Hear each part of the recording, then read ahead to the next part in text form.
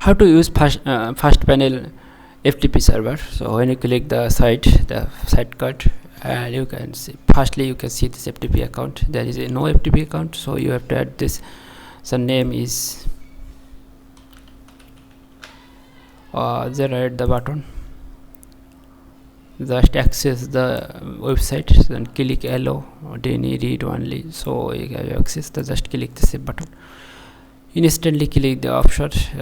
When you need to, you can log in this process, and you can change the password from anytime, but you can only the password you can change. So yeah, I do not need to log in this process. So to log in this process, you have to use this login username and password, not new password, and click the save button.